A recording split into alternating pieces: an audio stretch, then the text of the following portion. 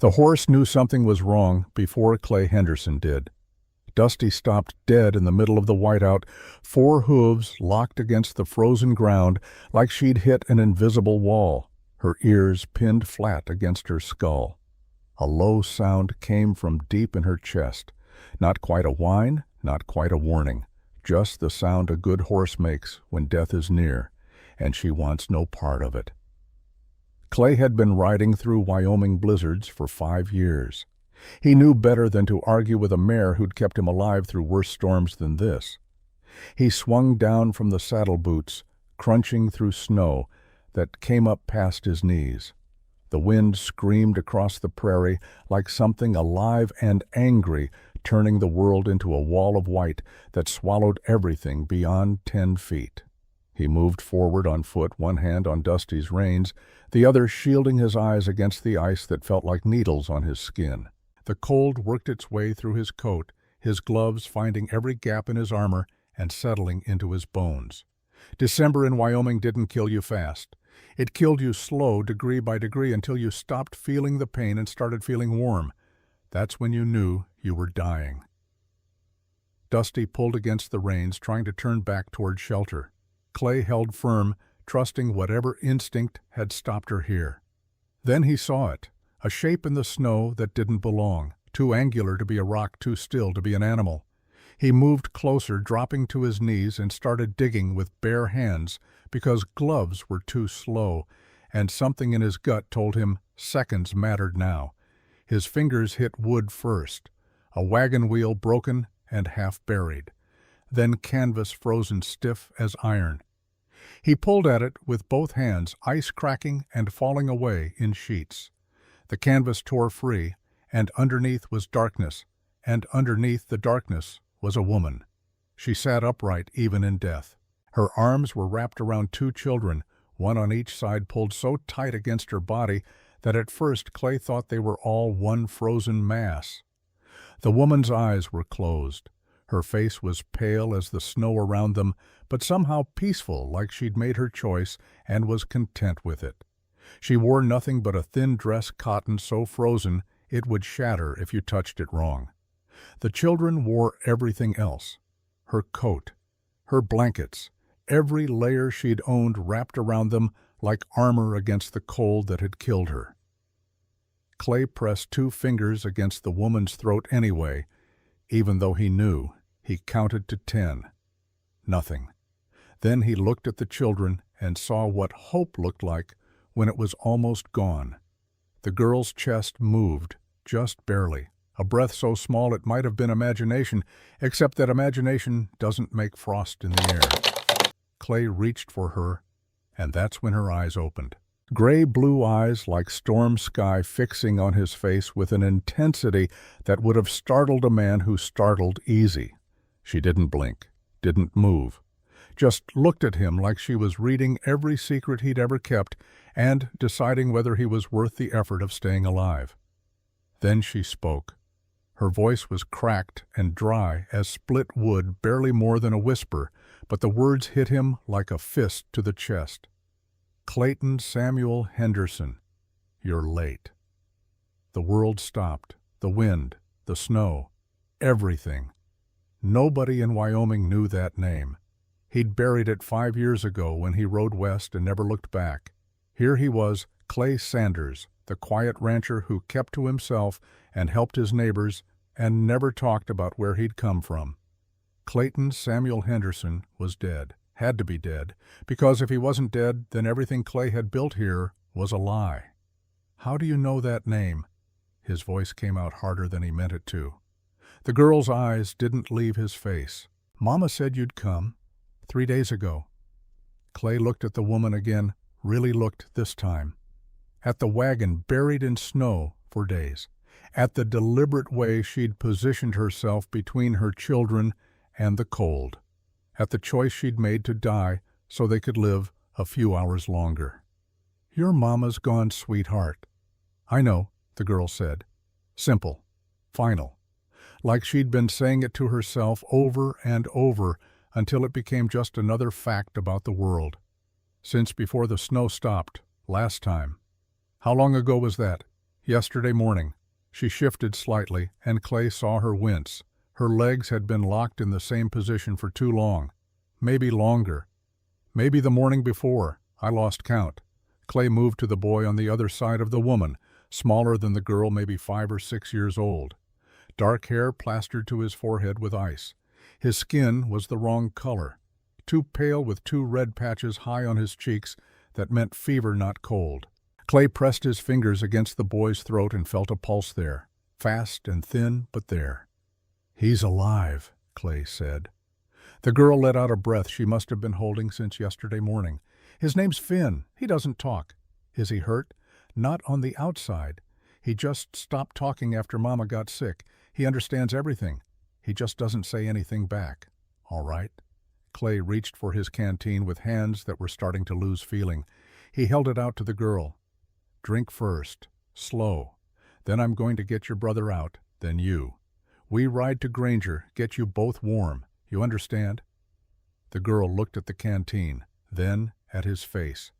She was measuring him the way children measured adults, when adults had already proven themselves unreliable. Not with anger, just with the careful attention of someone who'd learned that trust cost more than it paid. She took the canteen, drank 3 swallows and stopped, which told Clay she had more discipline than most grown men he'd known. "What's your name?" he asked. "Anna," she said, handing the canteen back. "Anna Dawson." Clay lifted Finn out of the wagon first. The boy's body was limp, but not dead limp. There was muscle resistance, the resistance of unconscious sleep, not absence. He wrapped his own coat around Finn before he'd fully cleared the wagon wall and held him against his chest. The boy's eyes opened, dark brown wide, unfocused at first, then slowly pulling in toward Clay's face. Finn looked at him the way people looked at things when they weren't sure if the thing was real or part of a dream they were still inside. Clay said nothing. He just held him steady, letting the boy's mind catch up to the fact that he was still alive and someone was carrying him towards something that wasn't death. After a moment, Finn turned his face into Clay's chest and closed his eyes again. "He likes you," Anna said from the wagon. She said it like it surprised her. "He's cold and I'm warm," Clay said. "Ain't about liking." "No," Anna said quietly. "It ain't just that." She climbed out of the wagon herself, refusing the hand Clay offered. She got her own footing on the icy slope with the grim stubbornness of a child who decided that accepting help and needing help were 2 different things, and she would choose which one applied. She made it up the draw on her own, slipping once and catching herself. And she did not look back at the wagon, did not look back at her mother. Clay saw that and understood it. Sometimes you couldn't look back. Sometimes looking back was the thing that finished you. They reached Dusty at the top of the draw. The mare turned her head and regarded Finn in Clay's arms with one dark, steady eye, then stood perfectly still while Clay settled the boy against his chest and swung up into the saddle. "You ever ridden before?" he asked Anna. "Some. Get up behind me. Hold my jacket, not my arm. If Dusty spooks, I need my arm free." Anna put her foot in the stirrup and pulled herself up with arms that were shaking from cold and 2 days of held tension. She wrapped both hands in the back of Clay's jacket and did not say another word. They rode south. The storm had dropped to a low whisper of wind and scattered flurries. The kind of quiet that came after a blizzard had said everything it had to say. The sky was white and wide and empty. In Wyoming in December, the world reduced itself to a few simple facts, and you either dealt with those facts or you didn't. They came into Granger from the North Road just as the light shifted from gray to the thin, pale gold that passed for morning in winter. Main Street was already stirring, smoke from chimneys, a man leading a horse from the livery, the sound of an axe splitting wood somewhere behind the feed store. Tommy Briggs, who swept the porch of the general store every morning without fail, looked up from his broom and stared at Clay's horse. His mouth opened. Clay watched the boy's eyes go from Finn to Anna to the expression on Clay's face. Tommy dropped the broom and ran. By the time Clay reached Marie Holloway's boarding house, Marie was already on the porch. She was a woman who'd raised 6 children alone after her husband died in a ranch accident 10 years back. She'd kept her business open through 3 hard winters and 1 summer drought. She had the particular quality of stillness that came not from calm, but from having decided long ago that panic was a luxury she couldn't afford. She stood on that porch with a wool blanket in her arms and looked at the children on Clay's horse, her jaw set hard. "Bring them in," she said. "Right now." She didn't ask what happened, didn't ask whose children they were.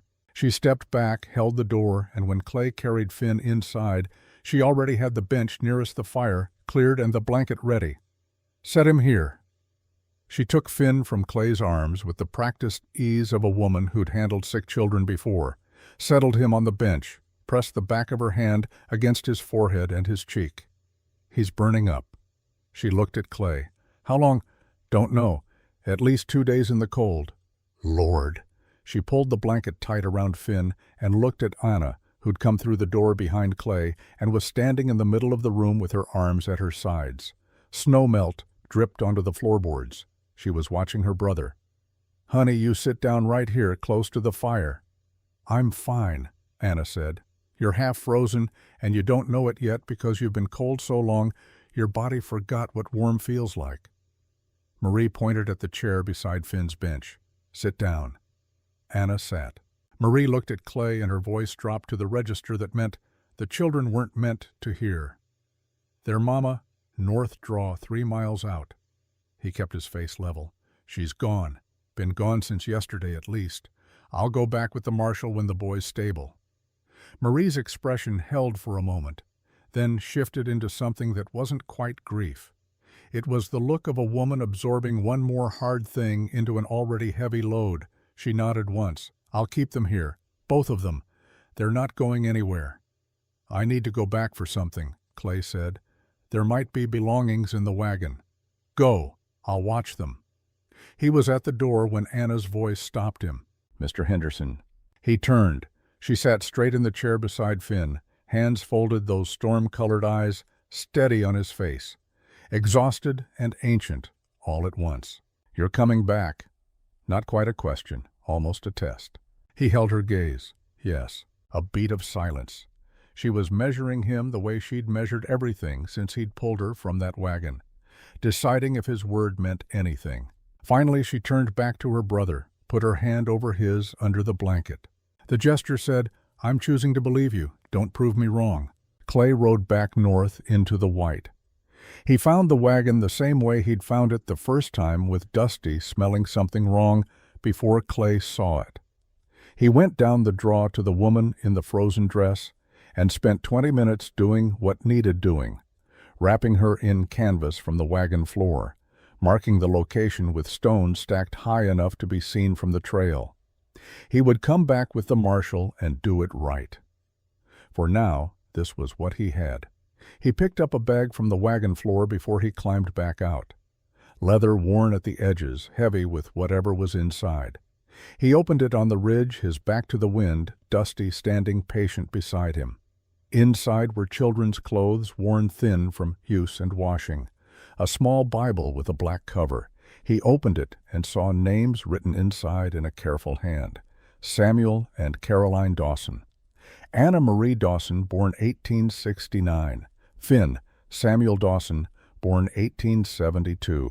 Below the Bible was a purse with $11 and change. And at the bottom a letter, folded and refolded until the creases had gone soft. He opened it. The handwriting was a woman's, neat and precise, despite being written by someone whose hand must have been shaking. "Clayton, if you're reading this, then I succeeded. My children are alive and you found them. I spent 3 years looking for you, not for revenge. Don't think that. I'm not interested in punishing you for what you didn't do 5 years ago. I'm interested in giving you a chance to do what you can do now. You were there the night my husband died. You heard him calling for help. You had a gun. You could have stopped the men who killed him. You chose not to. I know this because I found the witness who saw you standing in the shadows. I know this because I spent 2 years tracking down every detail of that night until I understood exactly what happened. Samuel died in an alley in Missouri while you watched. The men who killed him took everything we had. Took our business, our home, our future. I've been running ever since. Running and dying. Consumption. The doctor says I have weeks, maybe a month, if I'm lucky. I'm not lucky. I'm deliberate. I tracked you to Wyoming, to Granger, to a ranch you run alone because you can't stand to be close to anyone after what you did or didn't do. I'm not sure which weighs more. I'm bringing my children to you for one reason. You owe Samuel a life. You can't give his back. But you can protect the lives he left behind. The men who killed my husband will come for Anna and Finn. They want something we have, something Samuel made sure they couldn't touch while he was alive and can't touch now that I'm dead. But they'll try to get it through the children. You're the only one who knows what those men really are. You're the only one who saw and lived. That makes you the only one who can stop them. I'm not asking for justice. I'm asking for mercy. Give my children what you didn't give their father. A chance. Carolyn Dawson. Clay read it twice. Then he stood on a ridge in Wyoming in December and looked at the whites and said nothing at all for a long time. The letter in his hands felt heavier than it should. Paper didn't weigh this much. Words didn't weigh this much. Except when they did. He folded the letter, put it back in the bag, and rode toward Granger.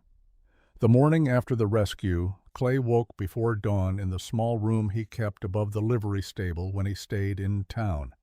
He lay in the dark for a while, listening to horses moving in their stalls below, and thought about a woman he'd never met who'd died trying to put her children in his path. Caroline Dawson had tracked him for 3 years, found out his real name, found out what he'd done, what he hadn't done, and instead of bringing the law or bringing a gun, she'd brought her children. He got up and dressed in the cold, pulled on boots that needed new soles and a coat that had seen better winters, went downstairs and checked on Dusty, who nickered softly when she heard him. He ran his hand along her neck. "You knew," he said quietly. "Didn't you? You knew they were there." The mare blew warm breath into his palm. Horses always knew. They just couldn't tell you in words. He walked to Marie's boarding house as the town started to wake around him. Smoke rising from chimneys. A rooster crowing somewhere. The smell of bread baking. Granger in December was a small town, getting smaller as winter locked in and people stayed close to their fires. By spring, folks would remember how to talk to each other again. For now, everyone moved through the cold like strangers. Marie was in her kitchen when he came through the back door. She looked up from the stove where she was frying eggs and bacon. "Coffee's on the counter," she said. "Kids are still asleep." Clay poured himself a cup and stood by the window looking out at the gray morning. "How's the boy?" Fever broke around 3. "He's sleeping real now, not that restless fever sleep." She flipped the bacon. "Doc Grant came by last night. Said another day in that cold and we'd be burying both of them with their mama. But we're not. No, we're not." She was quiet for a moment. "That woman. Their mother. What was her name? Caroline Dawson.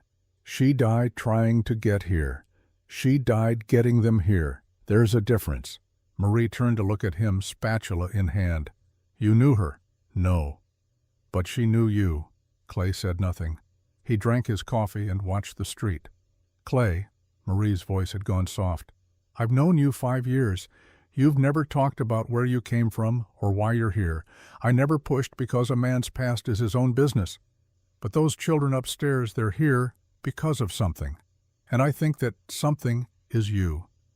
He turned to face her. Marie Holloway was one of the few people in Granger he'd let get close, and even that wasn't very close. She'd lost her husband to a ranching accident the same year Clay had arrived in town. Rolled wagon-broken spine, died alone on the range while she was in town buying flour. She understood guilt, the kind that sat in your chest and never quite left. "Their father died 5 years ago," Clay said. "I was there. I could have helped. I didn't." Marie set down the spatula. "Could have helped how? 3 men were beating him to death in an alley. I had a gun. I could have stopped it." "Why didn't you?" "I was afraid. The words sat between them like a confession in church. Marie didn't look away, didn't offer easy comfort, just nodded slowly. And their mother tracked you down, spent 3 years doing it, to make you pay, to make me protect what her husband left behind. Marie turned back to the stove, pulled the bacon off before it burned. That's either the cruelest thing I've ever heard or the smartest. I can't decide which. Me neither. They were quiet while Marie plated the food. Then she said, I know what it's like to not be there when someone needs you. My Tom called for help for 6 hours before he died. I was buying flour. Flour.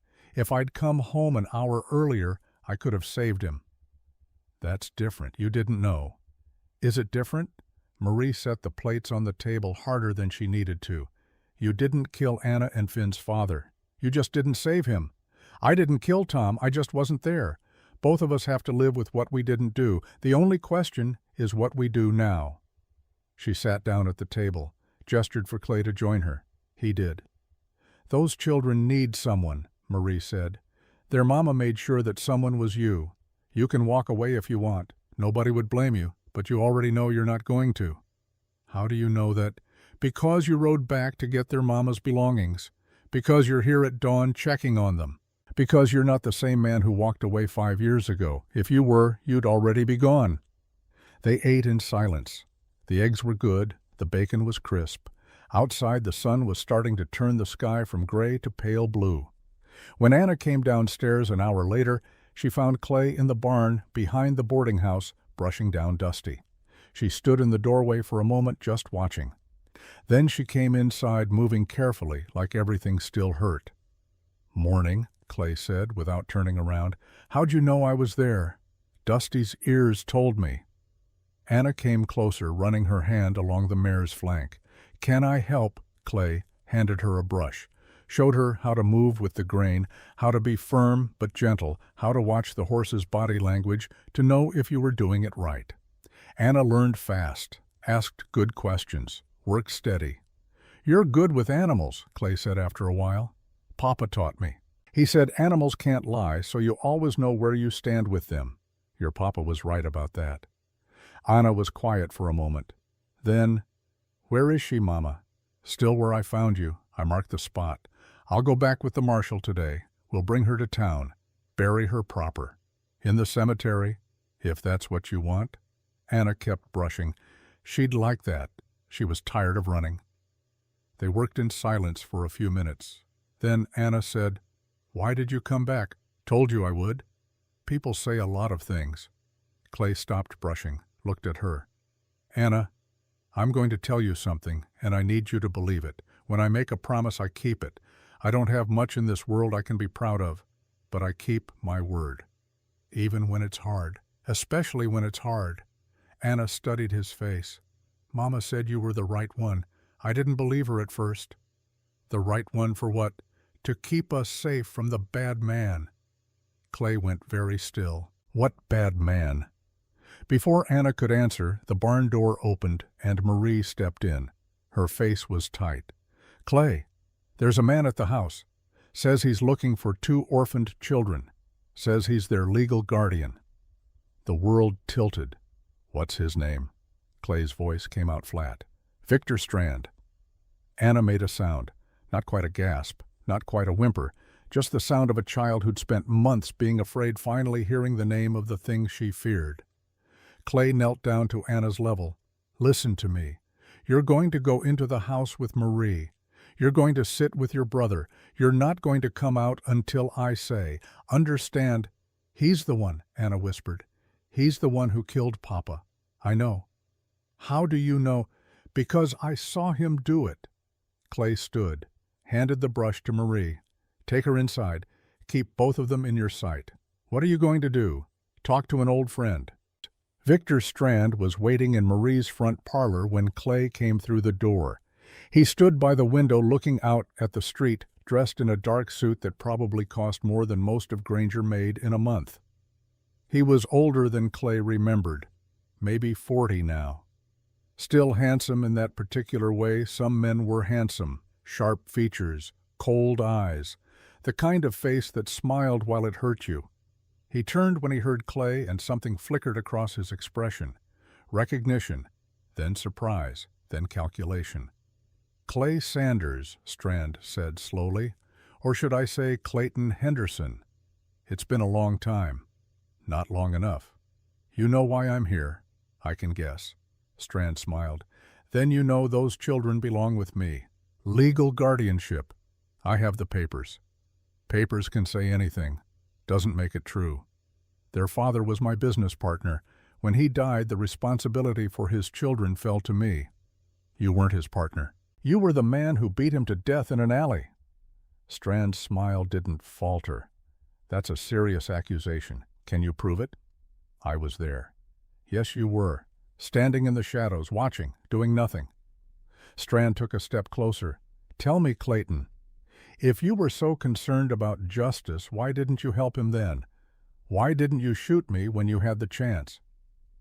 The question landed like a punch, because it was the question Clay had been asking himself for 5 years. "I'm not that man anymore," Clay said.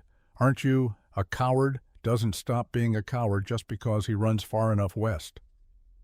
Strand pulled papers from his coat pocket. "I have legal guardianship documents signed by a judge in Missouri. Those children have a land deed in their names. 300 acres in Montana Territory. I'm their legal guardian, which means I manage that land until they come of age." That's what this is about, the land. That's what everything is about, Clayton. Land. Money. Power. The things that matter. Strand folded the papers back into his pocket. "I'm staying at the boarding house. I'll give you until tomorrow to bring me the children. After that, I involve the local law, and I tell them all about the man who watched Samuel Dawson die and did nothing to stop it. You do that, I'll tell them about the man who killed him. Without proof, it's my word against yours. And I'm a successful businessman with legal documents. You're a drifter with a fake name." Strand moved toward the door, stopped. "I know you think you're protecting them, but you're not. You're just delaying the inevitable. Those children are mine. The land is mine. And there's nothing you can do about it." After Strand left, Clay stood in the empty parlor for a long time. Then he went to find Marshal Jack Bridger. Bridger was in his office, a small room attached to the general store that served as jail, courthouse, and law enforcement headquarters for Granger and the surrounding territory. He was a man of 50 with gray hair and tired eyes who'd been marshal for 20 years and had seen enough of human nature to not be surprised by much. He listened while Clay explained. About Samuel Dawson, about the murder 5 years ago, about Caroline tracking Clay to Wyoming, about Strand showing up with guardianship papers. When Clay finished, Bridger leaned back in his chair. "You're saying you witnessed a murder 5 years ago and didn't report it?" "Yes."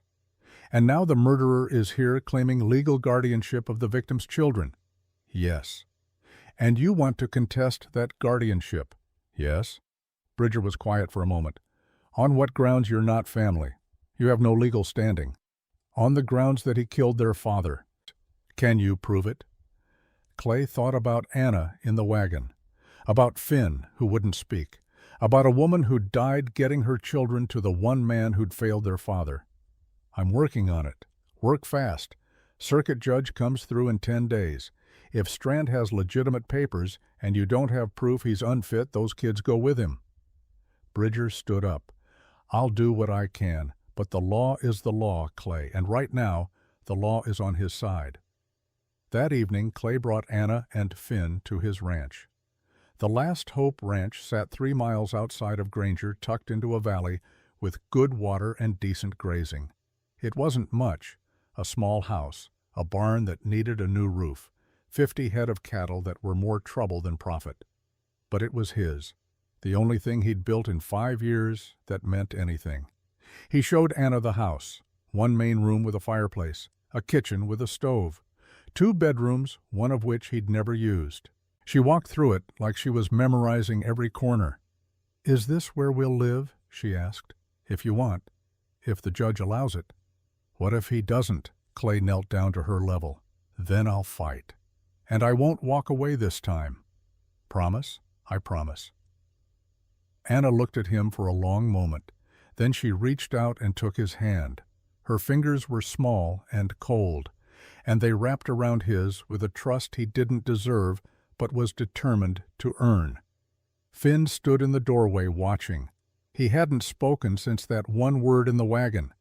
But when Clay looked at him, the boy moved forward and very carefully, very deliberately touched Clay's other hand. It wasn't a hug. It wasn't even a gesture of affection. It was just a touch. The lightest possible acknowledgement that maybe possibly this man could be trusted. Clay felt something crack open in his chest, something that had been frozen for 5 years. "All right," he said quietly. "Let's get you two fed." That night, after the children were asleep in the bedroom he'd given them, Clay sat on his porch and looked at the stars. They were bright and cold and indifferent, the way they always were. Down the road he could see lights from other ranches, see smoke from chimneys, the whole territory settling in for winter. Somewhere out there, Victor Strand was planning his next move. Somewhere out there, a circuit judge was riding closer. 10 days, that's all Clay had. 10 days to prove a murder from 5 years ago. 10 days to establish a legal claim to 2 children who weren't his. 10 days to become the man Caroline Dawson had believed he could be.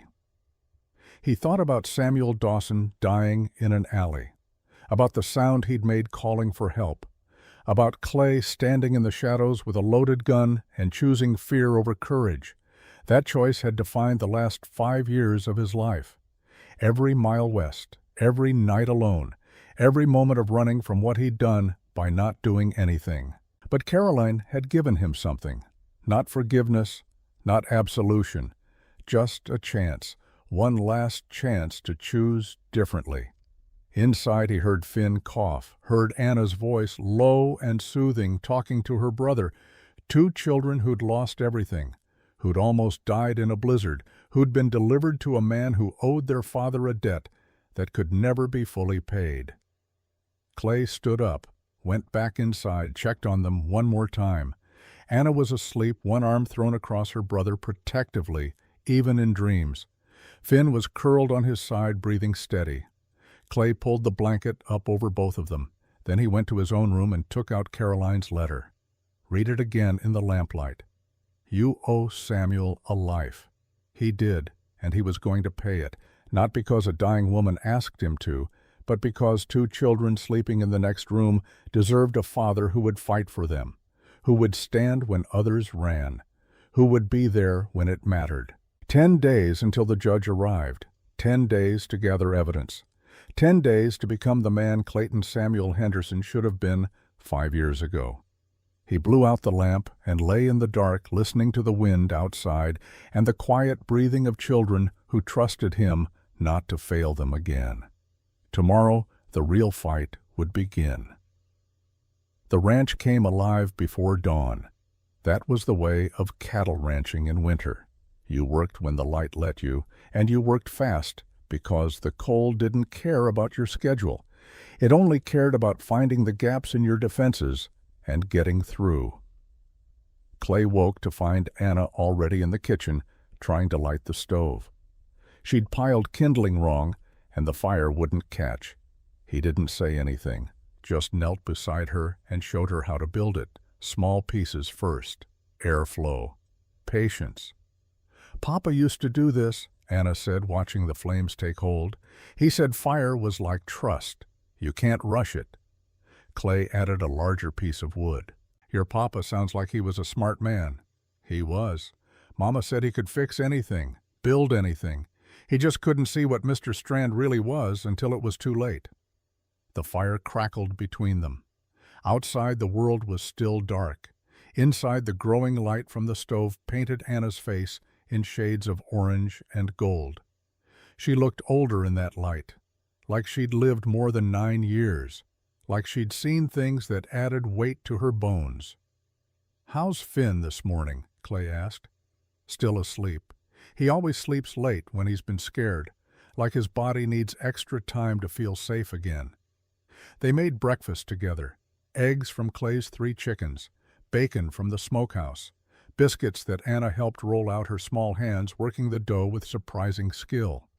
When Finn finally emerged from the bedroom, moving slow and careful, like the world might break if he stepped wrong, Anna had a plate ready for him. The boy sat at the table and ate without looking up, without making a sound. Clay watched him and wondered what it was like to carry that much silence inside you, to have words locked away where no one could reach them, not even yourself. After breakfast, Clay showed them the ranch. Not all of it, just the parts that mattered for today. The barn where Dusty and the 2 other horses lived. The chicken coop that needed fresh straw. The well that had to be checked every morning to make sure it hadn't frozen overnight. Anna followed him everywhere, asking questions about everything. Why did the chickens need grit? How did you know if a horse was sick? What happened if the well froze solid? Clay answered each question the same way his own father had answered his questions 30 years ago. Honest, direct, trusting that a child who asked was a child who wanted to learn. Finn didn't ask questions, but he watched. Clay noticed the way the boy's eyes tracked everything, the way he memorized details, the way he stood very still whenever Clay demonstrated something like he was taking a photograph with his mind that he could look at later. On the second day, Clay found Finn in the barn sitting beside an injured calf. The calf had cut its leg on barbed wire, and Clay had been treating it twice a day with salve and bandages. Finn sat cross-legged in the hay, one hand resting on the calf's neck. The calf's head was in the boy's lap. Clay approached quiet. Didn't want to spook either of them. "She likes you," he said softly. Finn didn't look up, but his hand moved in small circles on the calf's neck. Gentle, soothing. Clay knelt down beside them. "You want to help me wrap her leg?" The boy nodded. Clay showed him how. How to clean the wound first with water that had been boiled and cooled. How to apply the salve without pressing too hard. How to wrap the bandage firm enough to stay, but loose enough to let the blood flow. Finn's hands were small but steady. He worked with the kind of focus that suggested he'd done careful things before, important things that required patience. When they finished, the calf licked Finn's hand. The boy's face changed, not quite a smile, but something close, something that suggested maybe smiling was still possible for him somewhere down the road. Then Finn started humming. It was so quiet at first Clay thought he was imagining it. Just a low sound from somewhere in the boy's chest. No melody, no words, just sound. The sound of a person who'd been silent so long that noise itself was an accomplishment. Clay kept working, kept his face neutral, gave Finn the space to make sound without making it a thing that needed commenting on. But inside, something shifted. Inside Clay felt the first small movement of hope. That evening, Anna was brushing Dusty when Clay came into the barn. She'd gotten good at it fast. Had good instincts for how hard to press where the mare liked to be scratched, when to step back and give her space. "You're a natural," Clay said. Anna didn't stop brushing. "Papa wanted to be a rancher. That's why he worked so hard in Missouri, saving up to buy land out west where we could have horses and cattle and space. Montana's prime cattle country. He chose well. That's what the deed says. 300 acres with water rights and mineral rights and everything." She moved to Dusty's other side. "Mr. Strand wants it awful bad. Because there's gold under it." Anna's hand stopped moving. "How do you know that—" "Your mama's letter. She said Strand wants what your papa made sure he couldn't touch. Land in your names is the only thing I can figure. Do you think Papa knew about the gold?" "Maybe, maybe not. Either way, putting that deed in your names kept it out of Strand's reach. Your father protected you even after he was gone." Anna was quiet for a long moment. Then she said, "I miss him. I was only 4 when he died, but I remember things. His voice, the way he smelled like pipe tobacco and leather, the way he'd pick me up and spin me around until I got dizzy, and Mama would yell at him to stop before I got sick. Those are good memories. They hurt, though, like something sharp inside my chest." Clay came and stood beside her. "That's because they matter. Things that don't matter don't hurt. Will it always hurt? No. One day it'll hurt less. Not because you forget, because you learn how to carry it different. Anna looked up at him. Is that what happened to you? You learned how to carry it different. I'm still learning. While Clay worked the ranch with the children, Marie Holloway was working the town. She'd lived in Granger longer than anyone except Father Thomas, and she knew how to move through a community like water through cracks. Quiet, persistent, getting where it needed to go. She wrote letters to her sister in Missouri who knew people, asked about Samuel Dawson's death, asked about Victor Strand, asked about any witnesses, any records, anything that might help prove what Clay already knew to be true. She talked to the women who came through her boarding house, the wives of ranchers and merchants and miners who heard things their husbands didn't think mattered, but that Marie knew could matter a great deal. A name mentioned in passing, a business deal gone wrong, a reputation that didn't quite match the smile. And she found something.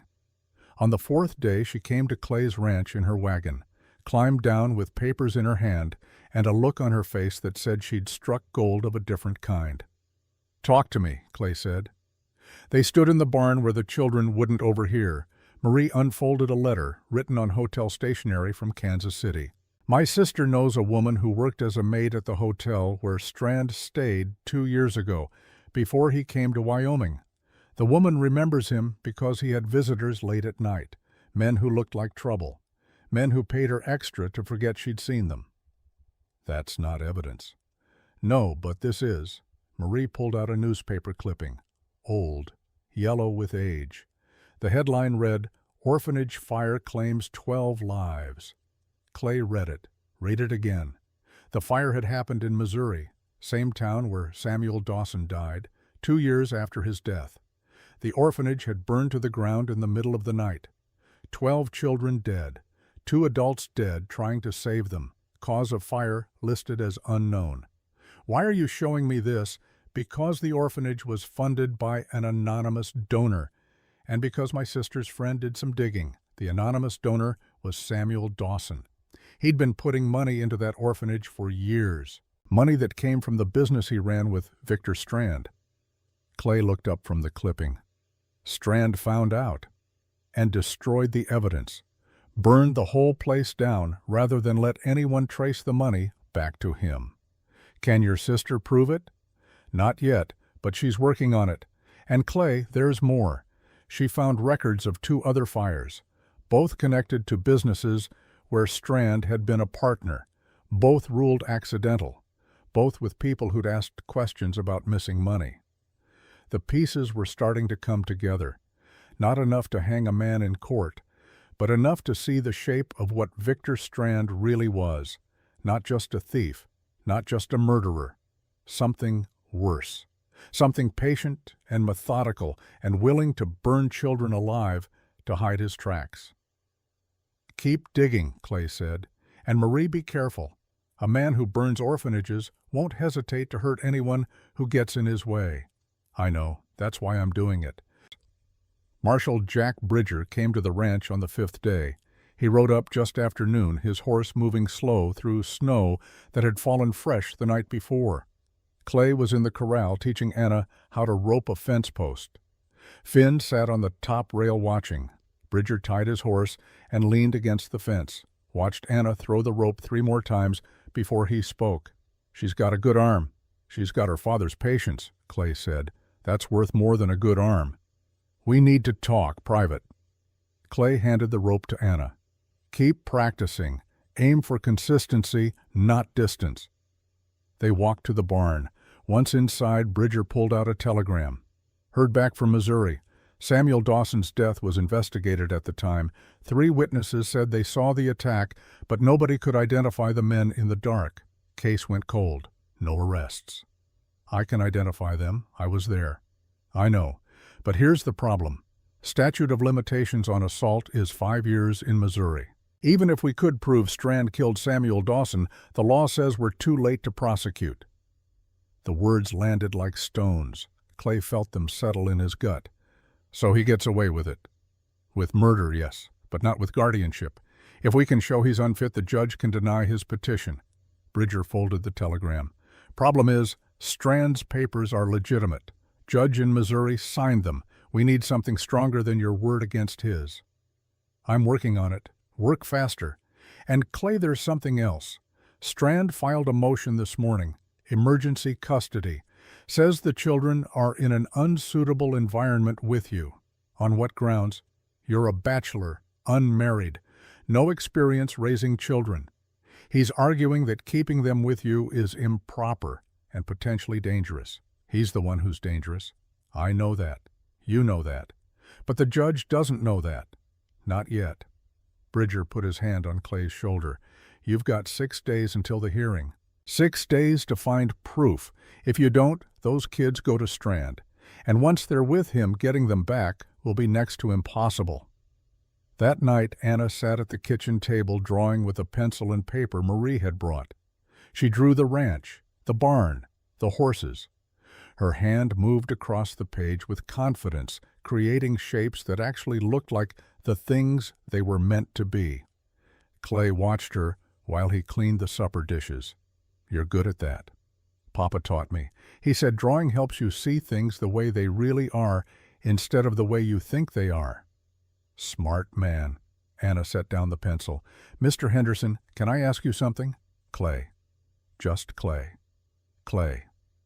What happens if the judge says we have to go with Mr. Strand? The question hung in the air between them.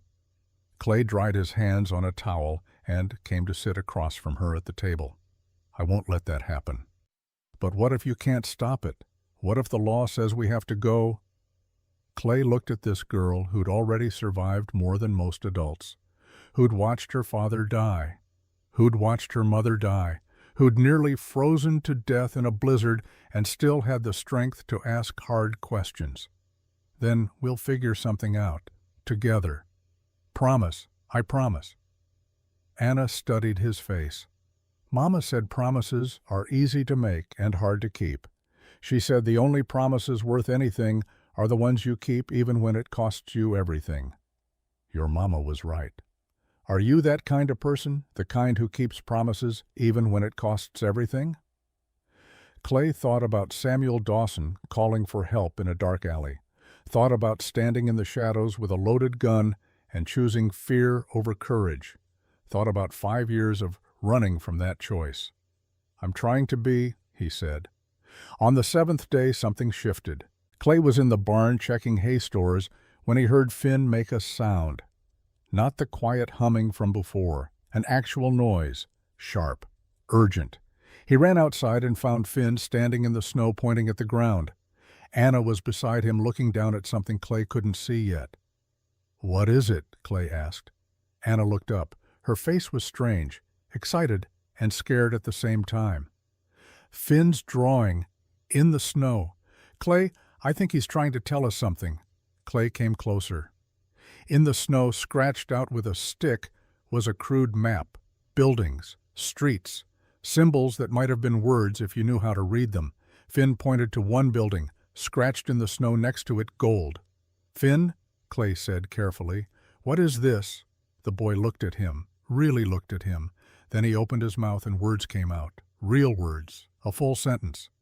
I remember, I was there. Anna grabbed her brother's arm. Finn, how do you remember this? You were only 1 when Papa died. I was 6, Finn said. His voice was rough from disuse but clear, like he'd been saving these words up and now they were spilling out all at once. I was in the wagon. Papa took me to see the land, the Montana land. We stopped in town for supplies. That's when Mr. Strand found us. Clay knelt in the snow. You saw what happened. I heard. I was hiding in the wagon bed, under the blankets. Papa told me to stay hidden no matter what. I heard Mr. Strand say, sign over the deed, Henry. I heard Papa say, it's in my children's names. I can't. I heard Mr. Strand say, then you're no use to me. Then I heard the gunshot. The words fell like hammer blows. Anna had tears running down her face. Clay felt something crack open in his chest. This child had been carrying this secret for 5 years, locked away with his voice, trapped in silence, because silence was the only safe place. "Finn," Clay said gently, "why didn't you tell someone? Mama said if I told what I saw, the bad man would find us. She said I had to be quiet, had to stay quiet until we were safe. But we're never safe. He always finds us." Anna pulled her brother into a hug, held him while he shook, while he cried, while 5 years of silence finally broke open and spilled out into the winter air. After a long moment, Clay said, "Finn, this map you drew." "What is it?" Finn pulled back from his sister, wiped his eyes, pointed at the drawing. "The town where Papa died. This building is the bank. Papa said he hid something there, in a safety box. He said it was proof that Mr. Strand stole money. He said if anything happened to him, Mama should go to the bank and get the box." "Did your mama know about this?" "I don't know. I never told her. I couldn't talk." Clay studied the map. "What else is in the box?" Finn pointed to another building. "Papa's papers, the land deed, letters, things Mr. Strand wrote that Papa kept." He looked up at Clay. "Papa said those papers would put Mr. Strand in prison. He said they were insurance." The pieces clicked together. Samuel Dawson had known Strand was dangerous, had documented everything, had put the evidence somewhere Strand couldn't get to it without exposing himself. And the only people who could access that safety box were the children whose names were on the deed. That's why Strand needed guardianship, not just to control the land, to get to the evidence that could destroy him. Clay stood up. "Anna, Finn, I need you to listen very carefully. What you just told me changes everything, but it also puts you in more danger. Strand can't afford to let anyone see what's in that bank box." "So what do we do?" Anna asked. "We go get it. Before Strand figures out that Finn can talk, before he knows that you know where the evidence is." "Where's the bank?" "Sheridan, 30 miles east. 2-day ride in good weather, 1 hard day if we push." Clay looked at the sky. Clear for now, but winter weather could turn in an hour. "We leave tomorrow at first light. Just me and Anna." "Why not Finn?" Anna asked. "Because if Strand learns we're gone, Finn is safer here with Marie, and because the bank will need a signature from one of you to open the box. One is enough." Finn grabbed Clay's coat. "Be careful. Mr. Strand knows things. He always knows things." "How does he know things?" "I don't know, but he does. He knew when Papa went to the land office. He knew when Mama bought train tickets. He always knows." That night Clay went to town to tell Marie the plan. She listened without interrupting. When he finished, she nodded once. "I'll keep Finn here, lock the doors, keep my husband's rifle loaded. If Strand comes looking, you tell him the truth, that I took Anna to visit her mother's grave, that we'll be back in 2 days. Don't lie. Don't give him any reason to suspect." Marie pulled him aside, voice dropping. "Clay, you should know. Young Deputy Cole has been spending time at Strand's table. I've seen money change hands." Clay's jaw tightened. "Strand has a spy. If Cole tells him you've left town with Anna—" She didn't finish. Didn't have to. "Then we leave before dawn, before anyone knows we're gone. And if he doesn't believe me, then you send Tommy Briggs to Marshall Bridger, fast." Marie walked Clay to the door. "You're taking a risk. If the weather turns, if something happens on the road, you won't make it back before the hearing." "I know." "Then why do it?" "Because if we go to that hearing without proof, we lose, and I'm not losing these kids." Marie studied his face. 5 years ago, you walked away from their father. Now you're willing to risk everything for his children. What changed? I did." On his way back to the ranch, Clay stopped at the church. Father Thomas was inside, lighting candles in the early evening dark. He looked up when Clay entered. "Clayton, I was wondering when you'd come by." "Not here for confession, Father." "No, you're here for advice." The old priest gestured to a pew. "Sit." They sat in the quiet church with shadows from the candles dancing on the walls. Clay told him about Finn's memory, about the bank box, about the ride to Sheridan. Father Thomas listened. Then he said, "You know this could go wrong in a dozen ways." "I know. The weather, the road, Strand, any one of those could stop you from getting back in time." "I know. And you're going anyway." "I have to. Why not wait for the hearing? Tell the judge what Finn told you. Let the law handle it. Clay looked at the crucifix hanging above the altar. Because a child's testimony isn't enough, not against a man like Strand with papers and money and lawyers. I need proof, real proof, the kind a judge can't ignore. And if you don't make it back, then Marie will tell the judge everything I told her, and Bridger will do what he can. It won't be enough, but it'll be something. Father Thomas was quiet for a long moment. Then he stood and went to a small cabinet behind the altar, came back with a worn Bible. "This was your father's," he said. Clay stared at it. "How did you get my father's Bible?" "He sent it to me 20 years ago before he died. He wanted you to have it, but he knew you wouldn't take it from him. Too much anger between you, so he sent it to me. Asked me to hold it until you were ready." "I'm not ready." "Yes, you are." Father Thomas pressed the Bible into Clay's hands. Inside the cover he wrote something. "Read it when you're alone, when you need to remember why you're doing this." Clay looked down at the worn leather. "Thank you, Father." "Don't thank me. Thank your father. He knew you'd come back to yourself eventually. He just didn't live long enough to see it." That night Clay sat in his room with his father's Bible, opened it to the inside cover, written in handwriting he recognized even after 20 years. "Clayton, if you're reading this, I'm gone. I'm sorry for the hard words between us. Sorry for pushing you toward a life you didn't want. But I'm not sorry for teaching you about honor, about duty, about standing up when others sit down.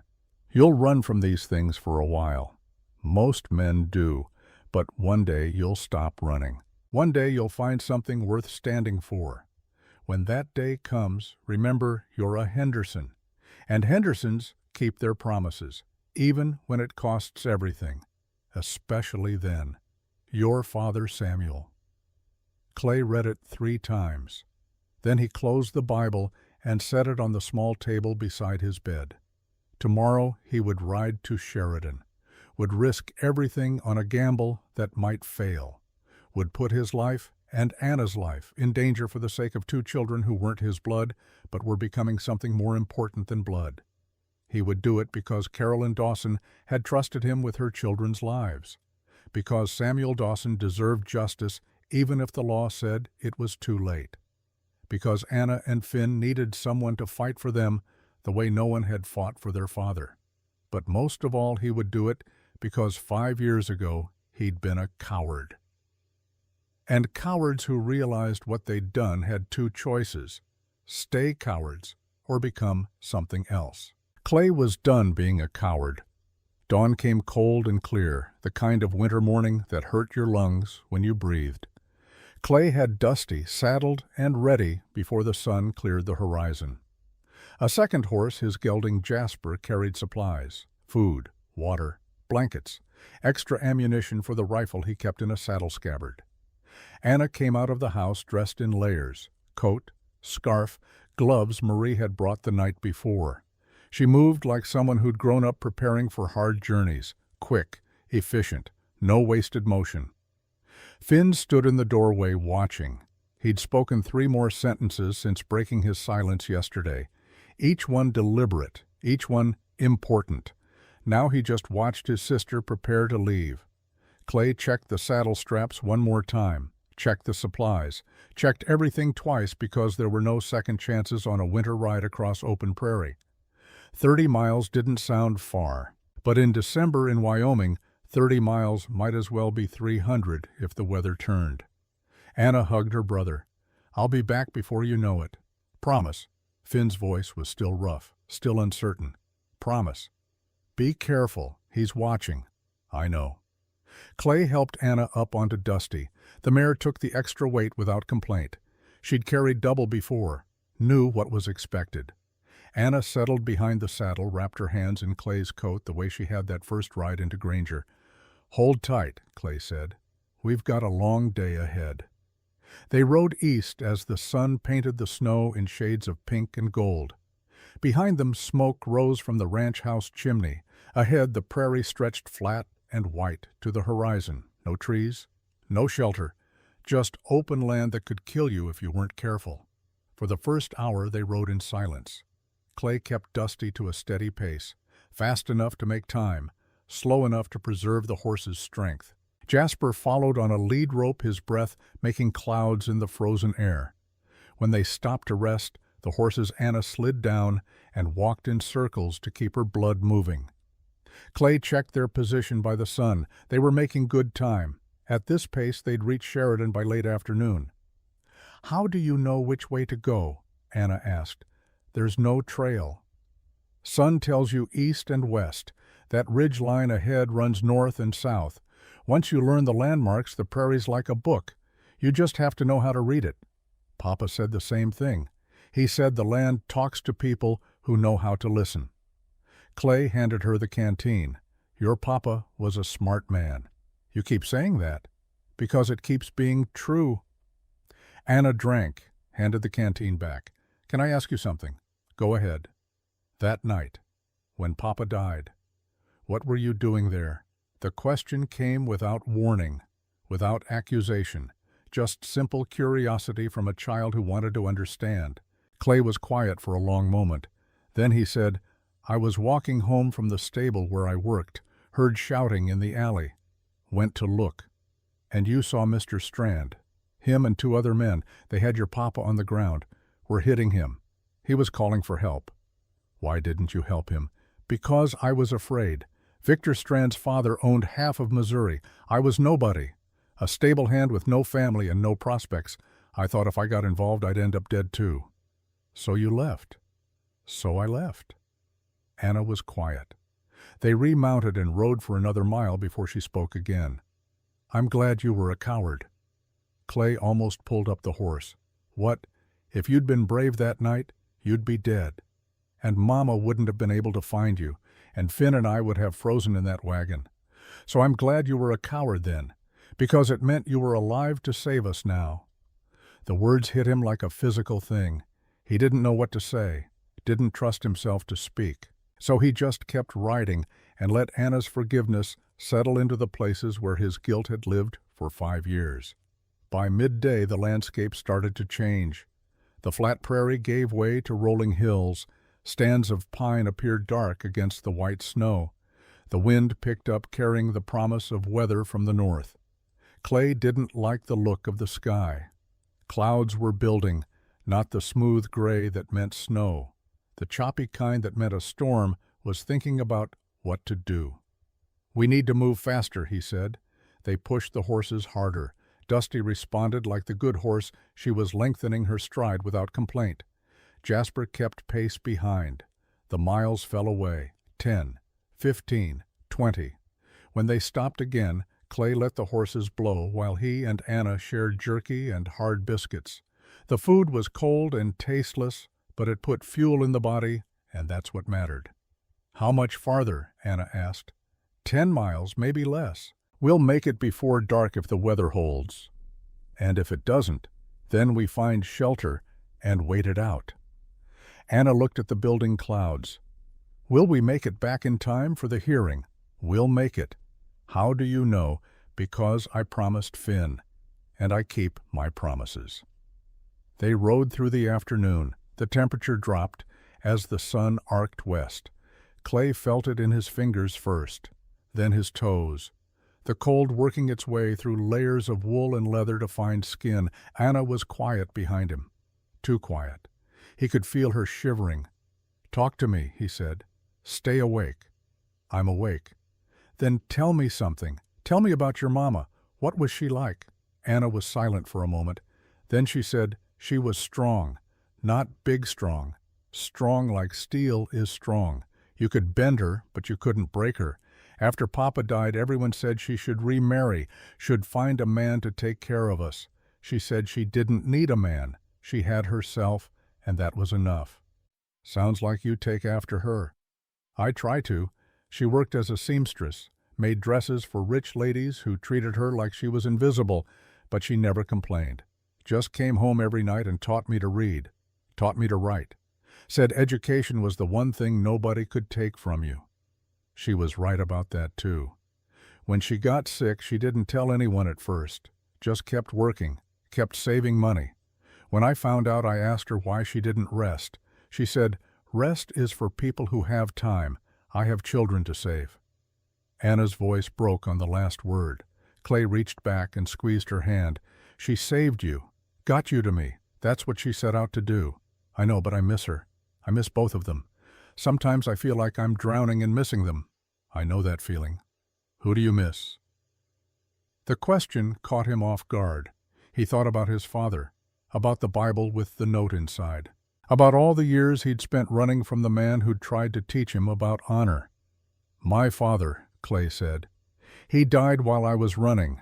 Never got to tell him I understood what he was trying to teach me." What was he trying to teach you? That being a man isn't about never being afraid. It's about being afraid and doing the right thing anyway. They rode in silence after that. The landscape continued to change. More trees, rocky outcroppings, signs that civilization was near. Then, as the sun touched the western horizon, Sheridan appeared in the distance. It was bigger than Granger, maybe 1,000 people, had a main street with actual boardwalks, buildings made of milled lumber instead of rough log, a hotel, a bank, a proper church with a steeple. They rode down the main street as lamps were being lit against the coming dark. People stared at the man and girl on horseback. Travelers were common enough. But something about them drew attention. Maybe the way Clay sat his horse. Maybe the way Anna clung to his coat. Maybe just the story written on their faces that anyone who looked could read. The First National Bank sat on a corner lot. 3 stories of brick and glass that announced itself as a place where serious business happened. Clay tied the horses to the rail outside and helped Anna down. Her legs nearly buckled when her feet hit the ground. "Walk around," he said. "Get the blood moving again." While Anna walked, Clay checked the street, watched the people, looked for anything that felt wrong. Strand had said he always knew things. Clay didn't know how, didn't know if the man had spies or if he was just that good at reading people and situations. Either way, Clay needed to be careful. The bank was still open, just barely. A clerk was preparing to lock the doors when they came in. He looked at Clay, then at Anna, then at the clock on the wall. "We close in 5 minutes." "We'll be quick," Clay said. "Need to access a safety deposit box. Box number, don't know the number. It's under the name Samuel Dawson." The clerk's face changed. Recognition, maybe concern. "Samuel Dawson. Yes, we have a box under that name, but I'll need authorization." "Are you family?" "I am," Anna said. She stepped forward, shoulders back, chin up. "I'm Anna Marie Dawson. My father was Samuel Dawson. The box is registered in my name and my brother's name." The clerk studied her. "You have identification." Anna pulled out the Bible from the bag Clay carried, opened it to the page with names written inside. "This is our family Bible. You can see my name here. Born 1869 to Samuel and Caroline Dawson." The clerk looked at the Bible, looked at Anna, made a decision. "Follow me." He led them to a back room. Rows of metal boxes lined the walls, each with a number, each with a lock. The clerk checked a ledger, found the number, pulled out a long key. "Box 347. He opened it. Inside was a leather folder. Clay reached for it, but stopped. Let Anna take it instead. This was her father's, her history, her right. Anna opened the folder with hands that barely shook. Inside were papers, so many papers. She looked at the first one, and her eyes went wide. The deed, the Montana land deed, Papa's name and mine and Finn's. Below the deed was a ledger book. Clay took it, flipped through pages of careful handwriting. Numbers, dates, transactions, every discrepancy between what Strand had claimed and what the business had actually earned. 3 years of methodical documentation showing exactly how much Strand had stolen. Under the ledger were letters. Clay read the first one. "Victor, I know what you've been doing. I have documented everything, every cent you've taken, every lie you've told. If anything happens to me, these documents go to the authorities. We can end this partnership now. You walk away. I keep the evidence." Or we can continue and I take you down with me. Your choice. Samuel. The response was handwritten on expensive paper. Samuel, you're making a mistake. You think documenting my business decisions gives you power. It gives you a target on your back. Walk away now. Sign over your half of the business. Leave town. Or what happens next is on you. Victor. There were more letters, each one escalating, each one showing how Strand had tried threats, bribes, intimidation, and how Samuel had stood firm. Then, at the bottom of the box, one more document. Clay unfolded it and felt the world shift. It was a property deed for an orphanage in Missouri and a letter attached to it. To whom it may concern. I, Samuel Dawson, am the anonymous benefactor of the Grace Street Orphanage. I have provided funding for this institution for the past 7 years using profits from my business with Victor Strand. If you are reading this, something has happened to me. I ask that you investigate Mr. Strand's financial dealings. I believe he has been embezzling from our partnership and using the stolen money to fund ventures that put children at risk. The orphanage must be protected. The children must be protected. Samuel Dawson. The date on the letter was 2 weeks before Samuel died. Clay looked at Anna. Your father was funding an orphanage. I didn't know that. And Strand knew. That's where the missing money was going, into protecting children. There was one more page, a newspaper clipping. Clay almost didn't want to read it. Already knew what it would say. Orphanage fire claims 12 lives. The fire had happened 2 years ago, 2 years after Samuel's death. The article said the cause was unknown, but Clay knew. Strand had found out where the money was going, had destroyed the evidence and everyone who might have known about it. 12 children, dead because they'd been the unwitting recipients of money Strand considered his. Anna was reading over his shoulder. She made a sound, small, hurt. He killed them, she whispered. He killed all those children just to hide what he did. Clay carefully gathered all the documents, put them back in the folder. This is enough, more than enough. A judge sees this Strand doesn't just lose the guardianship, he goes to prison. Maybe hangs. Good, Anna said. Her voice was hard, cold. He deserves worse. They left the bank as the clerk was locking up. The sun had set. The street was dark except for lamplight spilling from windows. Clay put the folder in his saddlebag, checked the straps 3 times. We should find a hotel, he said. Get some food, sleep, head back at first light. They walked the horses toward the hotel. That's when Clay felt it, the prickling on the back of his neck that meant someone was watching. He looked around, saw nothing obvious, but the feeling didn't go away. Anna, stay close to me. What's wrong? Maybe nothing, maybe something. Just stay close. They were 20 feet from the hotel when 2 men stepped out of an alley, both armed, both positioned to block the street. Mr. Sanders, one of them said, we need you to hand over those saddlebags. Clay's hand moved toward his rifle. The men pulled their guns. Don't, the second man said. We don't want to hurt the girl. Just give us what's in those bags and we'll let you walk away. Who sent you? You know who sent us. Strand. Somehow he'd known.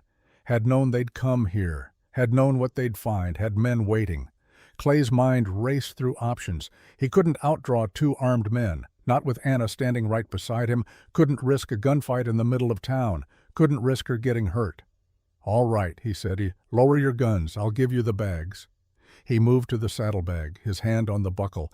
Then Anna screamed, Run! She threw herself at the nearest horse, spooked it. The horse reared, knocked into Jasper, who kicked out. One hoof caught the first gunman in the leg. He went down hard. The second gunman turned toward Anna. Clay drew and fired in one motion. Hit the man in the shoulder. He dropped his gun. Anna, on Dusty, now. She scrambled into the saddle. Clay swung up behind her, grabbed the reins, kicked the mare into a gallop. Behind them the wounded men were yelling. Someone rang a bell, but Clay didn't look back, just rode. They pounded out of Sheridan heading west, into the dark, into the cold, away from pursuit that would come as soon as the men got organized.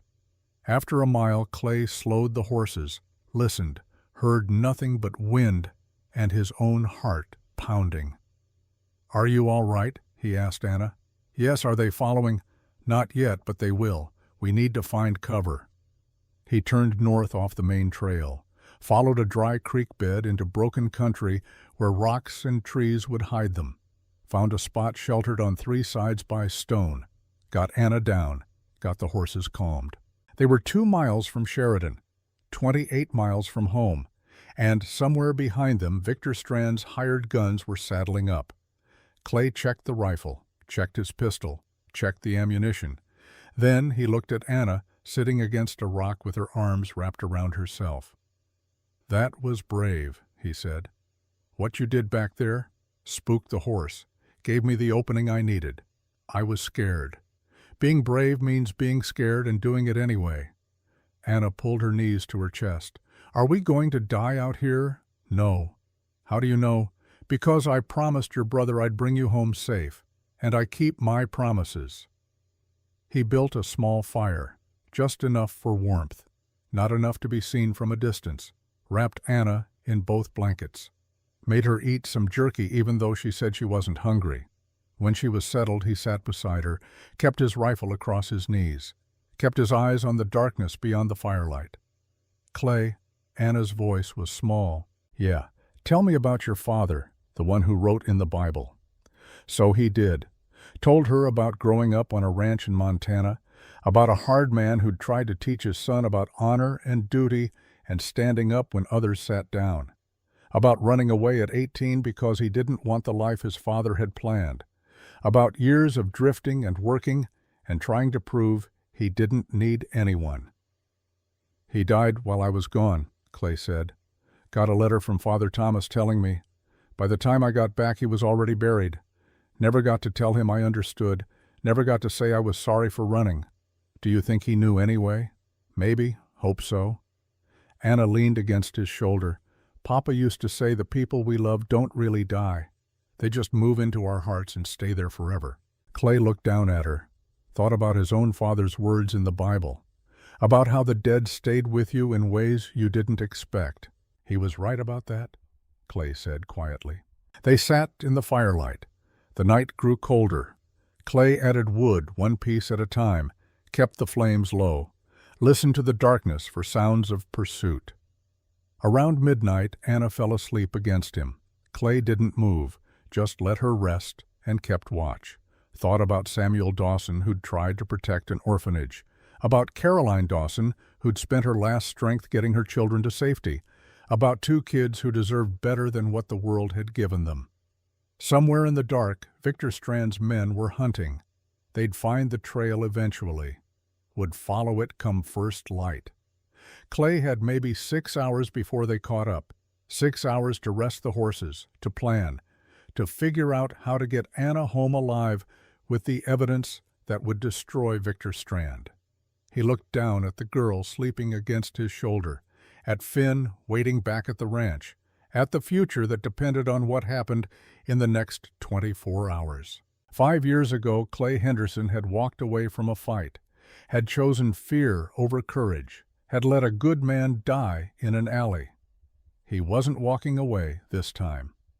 When dawn came, they would ride, would push the horses hard, would make it back to Granger before the hearing, would stand in front of that judge with evidence that couldn't be denied. And if Strand's men caught them on the trail, Clay would do what he should have done 5 years ago. He would stand. He would fight.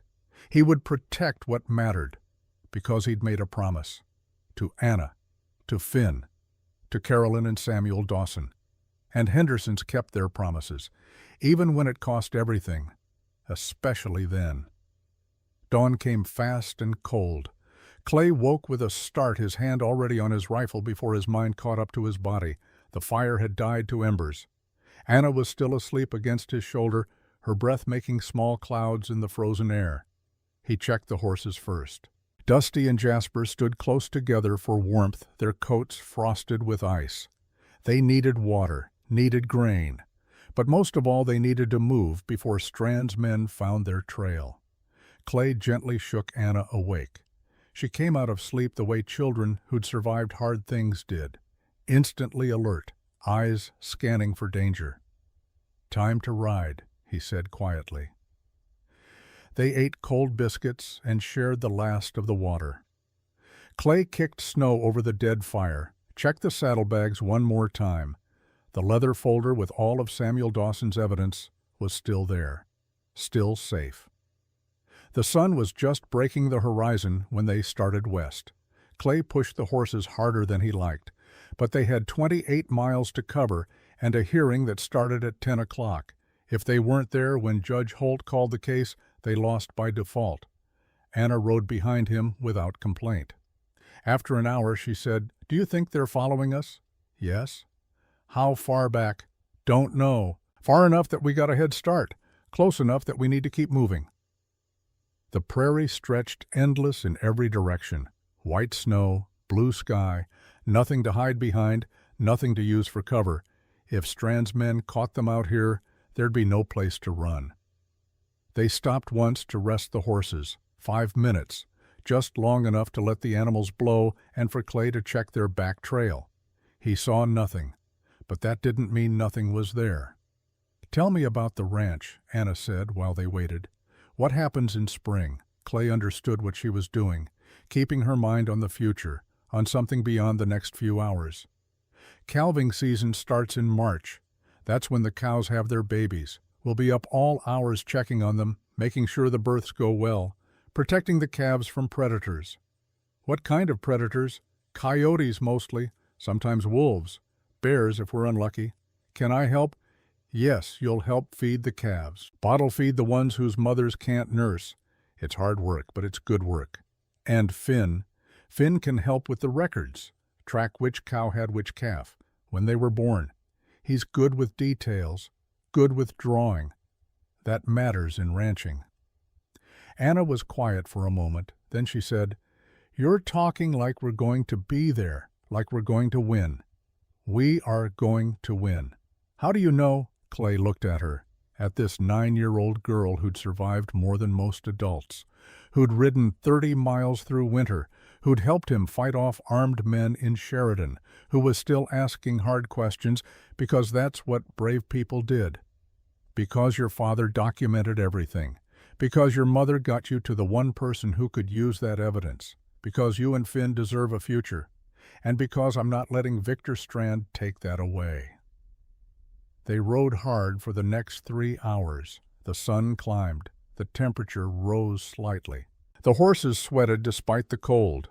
Clay watched Dusty's breathing, watched her gait. She was tiring, so was Jasper, but they were good horses, strong horses. They'd make it. By 9:30, Granger appeared on the horizon. Smoke from chimneys. The church steeple rising above the other buildings. Home. They rode straight to the courthouse. The old church building was already full. Clay could see people through the windows. Marie, Father Thomas, Marshal Bridger, townspeople who'd come to watch. And sitting at the front table, in a clean suit, Victor Strand. Clay helped Anna down. Her legs nearly gave out. She'd been in the saddle for hours. He caught her, held her steady. "Can you walk?" "Yes."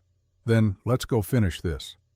They walked through the courthouse doors at 9:55. Every head turned. Marie gasped and stood up. Finn ran from where he'd been sitting with her. "Anna!"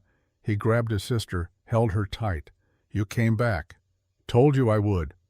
Marshal Bridger was at Clay's side, cutting it close. "Had some complications." Clay handed him the leather folder. "Evidence. Everything Samuel Dawson collected on Strand. Embezzlement. Fraud. And proof he burned an orphanage to hide it. 12 children died." Bridger opened the folder. His face went hard as he read. "This is enough to hang him." "That's what I'm counting on." Victor Strand watched from his table. His face showed nothing. But Clay saw his hands, saw them clench once, saw the flash of something that might have been fear before it disappeared behind that practiced smile.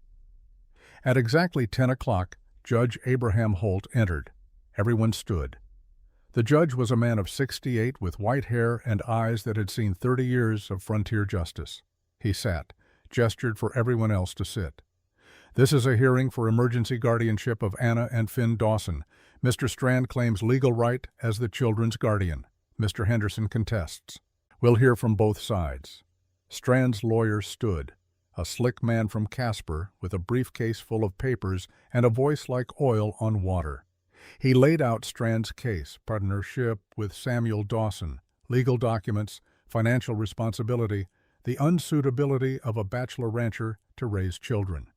Your Honor, Mr. Henderson is a man with no family ties, no experience raising children, no legal standing whatsoever. My client, on the other hand, has proper documentation, has the means to provide for these children, has the legal right to manage the considerable assets they've inherited until they come of age. When he finished, Judge Holt looked at Clay. Mr. Henderson, you wish to contest? Clay stood. He wasn't a lawyer, didn't have fancy words, but he had the truth. Your Honor, I don't have legal documents, don't have a fancy briefcase. What I have is this. He held up the leather folder. Evidence that Victor Strand murdered Samuel Dawson 5 years ago. Evidence that he embezzled from their partnership. Evidence that he burned an orphanage to hide his crimes. 12 children died in that fire, all to protect his secrets. The courtroom erupted. The judge's gavel came down hard. Order, Mr. Henderson, those are serious accusations. Yes, sir, and I can prove every one. Clay handed the folder to Marshal Bridger. Letters from Samuel Dawson to Victor Strand documenting the embezzlement. Ledgers showing every cent Strand stole. A deed to an orphanage Samuel was secretly funding with partnership money. And a newspaper clipping about the fire that killed 12 children 2 years after Samuel died. Bridger gave the folder to the judge. Holt read slowly, carefully. His face grew darker with every page. When he finished, he looked at Strand. Mr. Strand, do you wish to respond to these allegations? Strand stood, still composed, still smiling. Your Honor, these are the ravings of a dead man who was known to have problems with alcohol. None of this proves anything about me. It's circumstantial at best, fabricated at worst. The ledgers show specific transactions, which could have been doctored. Samuel Dawson was not a well man in his final years. Everyone knew that. Judge Holt closed the folder. I'll hear from the children. Anna Dawson, approach. Anna walked to the front, climbed into the witness chair. Her feet didn't touch the floor, but she sat straight, looked the judge in the eye. Miss Dawson, do you understand what's being decided here today? Yes, sir. Who I live with, who takes care of me and Finn. And what do you want? I want to stay with Clay. Mr. Henderson. Why? Anna looked at Strand, then back at the judge. Because my mama ran from that man for months. She was dying, and she still ran. She died in a blizzard trying to keep us away from him. She knew what he was, what he did to Papa. What did he do to your Papa? He killed him. I was 4 years old, but I remember. I saw the men in the alley. I heard Papa calling for help. I saw someone standing in the shadows watching. And I heard the gunshot. Can you identify the man who shot your father? Anna pointed at Strand. That man. Strand's lawyer objected. Your Honor, she was 4 years old. A child's memory from 5 years ago cannot be trusted. Judge Holt looked at Anna. Miss Dawson, are you certain? Yes, sir. I've seen his face in my nightmares for 5 years. I know it was him. And the man who watched, can you identify him? Anna turned and looked at Clay. Yes, sir. That was Clay. Mr. Henderson. He was there. He watched. He didn't help Papa. The courtroom went silent. Judge Holt leaned forward. Mr. Henderson admits he witnessed the murder. Yes, sir, Anna said. And I forgive him for it. Why would you forgive a man who let your father die? Because my mama said forgiveness isn't about forgetting. It's about choosing what you carry forward. She said the man who watched Papa die has been punishing himself for 5 years. She said he deserved a chance to do what he didn't do then, to stand up, to fight, to protect. Anna's voice grew stronger. Clay Henderson found us dying in a blizzard. He brought us home. He fed us. He taught me to rope and ride. He sat up all night with Finn when his fever was bad. He rode 30 miles to get evidence against Mr. Strand, even though it meant he might not make it back in time for this hearing. That's not the man who watched anymore. That's the man who fights." Judge Holt was quiet for a long moment. "Thank you, Miss Dawson. You may step down." Finn Dawson approached. Finn walked to the chair, smaller than his sister, quieter. But his eyes were steady when he looked at the judge. "Son, I understand you haven't been speaking. Is that true?" "I can speak now," Finn said. His voice was soft but clear. "Why did you stop speaking?" "Because I was scared. Because I saw something bad, and Mama said if I told anyone, the bad man would find us." "What did you see?" Finn looked at Strand. "I saw him kill Papa." Another eruption in the courtroom. The gavel came down again. "Explain," Judge Holt said. "I was 6 years old. Papa took me to see the land, the Montana land. We stopped in town for supplies. Mr. Strand found us. I was hiding in the wagon, under blankets. I heard everything." "What did you hear?" "Mr. Strand said, 'Sign over the deed, Henry.' Papa said, 'It's in my children's names. I can't.' Mr. Strand said, 'Then you're no use to me.' Then I heard the gun. Then Papa stopped making sounds." Judge Holt leaned back in his chair. "You've carried this memory for 5 years." "Yes, sir. Mama said I had to stay quiet, had to keep the secret until we were safe.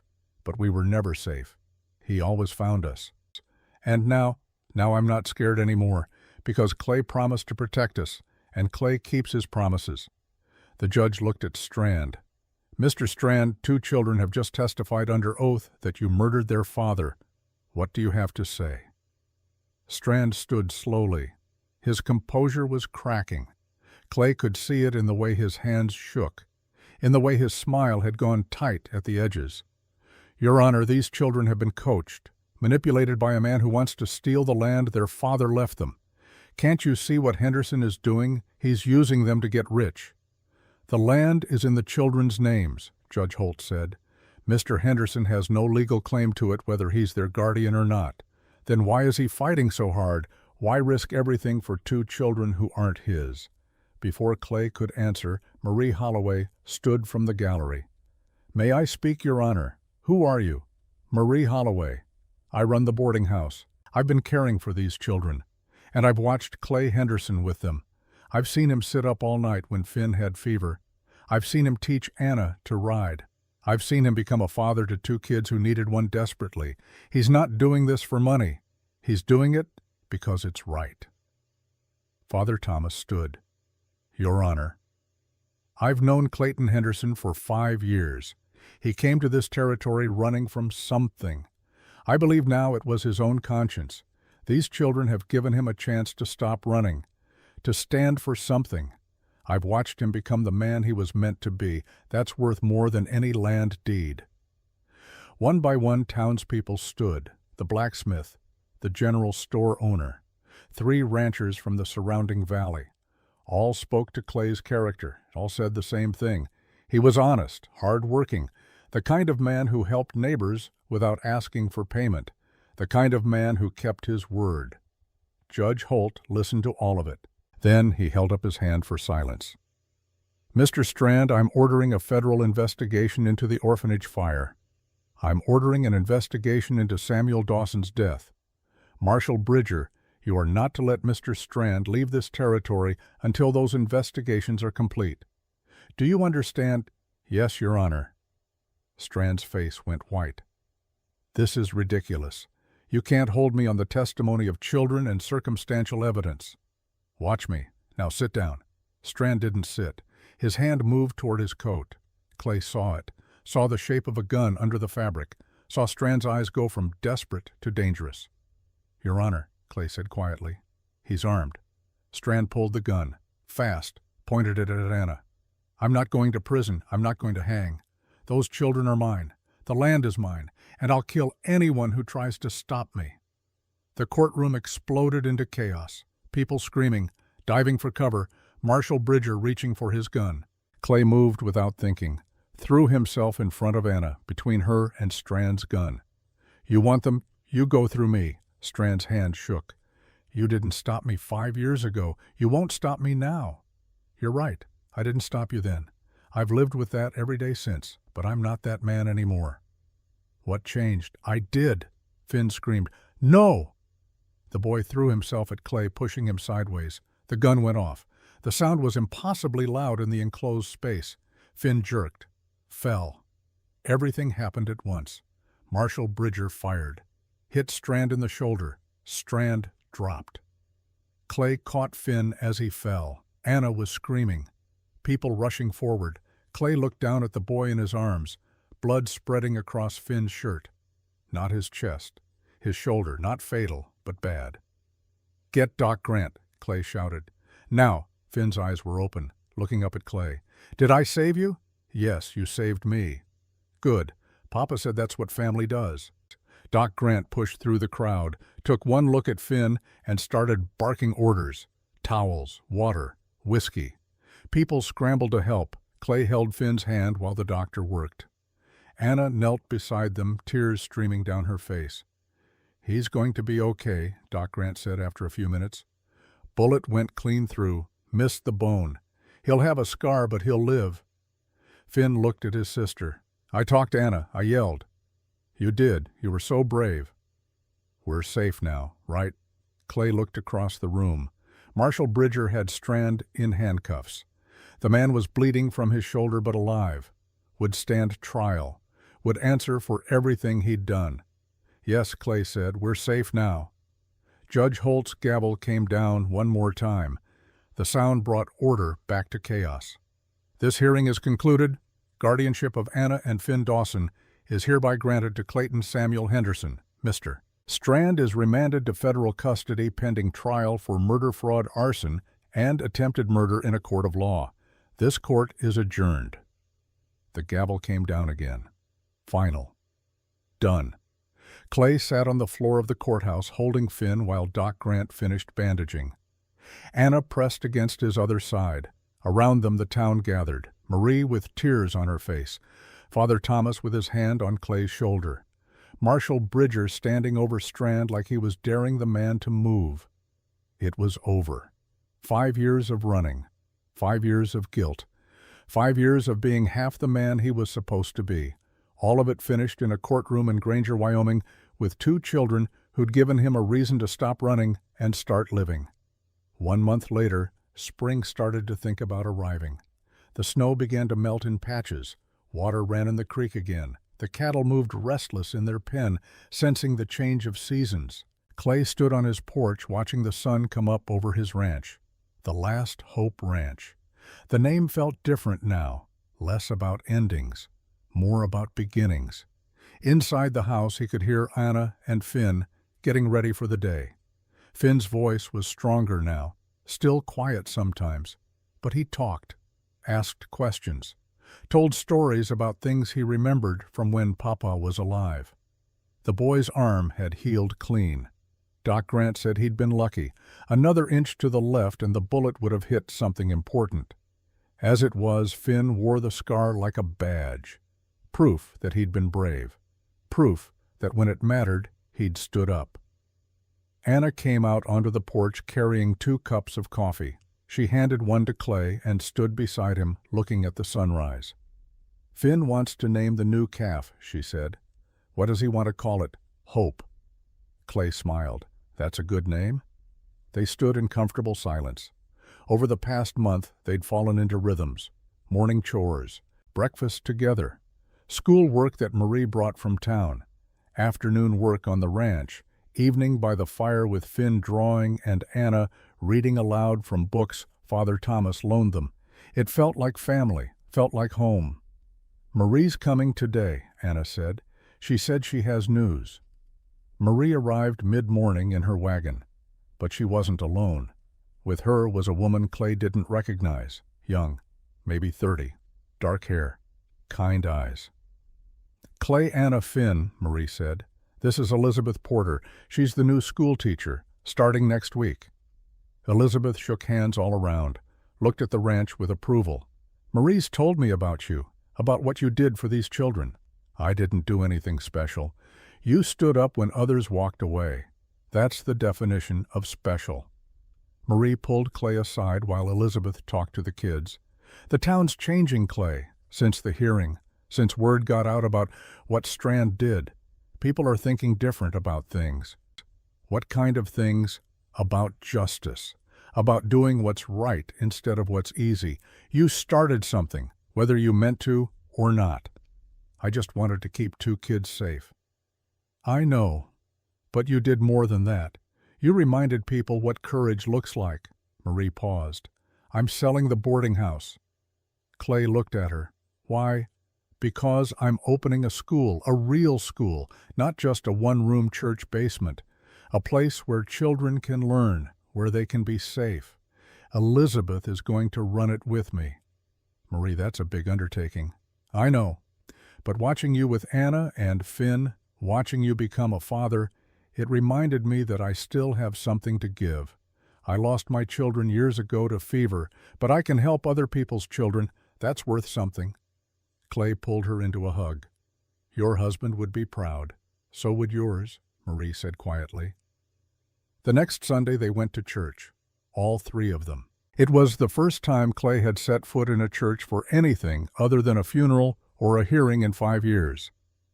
Father Thomas nearly dropped his Bible when he saw them come through the door. After the service, they walked to the cemetery, to the grave where Carolyn Dawson was buried.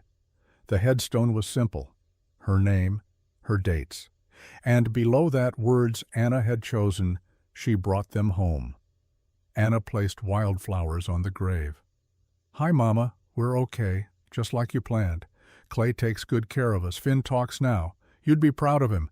And I'm learning to rope and ride and do all the things Papa wanted to teach me." Finn knelt by the grave. "Mama, I'm sorry I didn't talk for so long, but I found my voice again. Clay helped me. He's like Papa was, but different. He's our now Papa. That's what I call him in my head. Is that okay?" Clay stood back, giving them space, but Anna turned and held out her hand. "Come here. You're part of this too." He came and knelt beside them, looked at the grave of a woman he'd never met, but who'd changed his life completely. "Caroline, I don't know if you can hear me, don't know how any of this works, but I want to say thank you. You gave me something I didn't deserve, a second chance, a family, a reason to stop running and start living. I'll take care of them, every day for the rest of my life. I promise." The wind blew soft across the cemetery, warm for March, carrying the smell of melting snow and wet earth and growing things. Anna squeezed his hand. "She heard you." "How do you know?" "Because I feel lighter, like she let go, like she knows we're safe now." They walked back to town together, past the general store where Tommy Briggs waved from the porch, past the saloon where men tipped their hats, past Marie's new school building where workers were already framing walls. Granger felt different, or maybe Clay felt different. Maybe seeing the world through the eyes of children who trusted him had changed how everything looked. That evening they had dinner at the ranch. Clay had killed a chicken. Anna made biscuits. Finn set the table with care, making sure everything was straight and proper.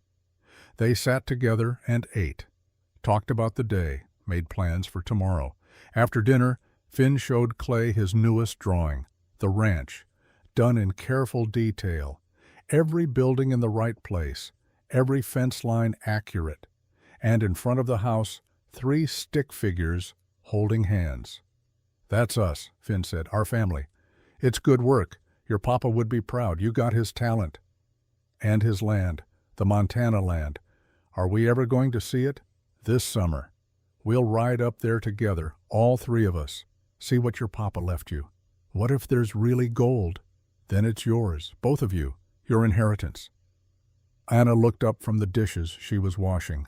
"What would we do with gold? Whatever you want. Save it. Invest it. Use it to build something. It's yours to decide." "I want to use some for Marie's school," Anna said. "Mama would like that." "That's a good use for it." 2 weeks later, they held the spring roundup. Neighbors arrived at dawn to help move cattle to summer pasture. Hard work that went easier when shared. Clay taught Anna how to cut a calf from the herd. She missed 3 times. On the fourth try, she separated one clean and wrote it into the holding pen. The men watching nodded approval. Anna's face glowed with pride. At midday, the women brought food. Clay sat with Anna, and Finn watched them laugh with other children, normal kids, for a few hours. Marie came and sat beside him. "You look happy." "I am." "When's the last time you could say that?" Clay thought about it. 10 years, maybe more. "Was it worth it? Everything you went through to get here?" "Every minute of it." That evening, after the neighbors left and the cattle were settled and the sun was painting the sky in shades of orange and gold, Clay sat on his porch with Anna and Finn. They were tired, dirty, happy. Finn was drawing the day's events. His pictures were getting better, more detailed. He'd started adding color using chalks Marie had brought him. Anna sat with her head against Clay's shoulder, not quite asleep, but close. "Clay," she said quietly. "Yeah, can I ask you something?" "Always." "Do you ever regret it, taking us in, changing your whole life?" He looked down at her, at this girl who'd become his daughter in every way that mattered, not for 1 second. "Even though it was hard, even though you almost died, especially because it was hard. Easy things don't mean anything. It's the hard things that matter, the things that cost you something. Those are the things worth doing." Anna was quiet for a moment. Then she said, "I'm ready now." "Ready for what?" She sat up, looked him in the eye. "Ready to call you Papa." The world stopped.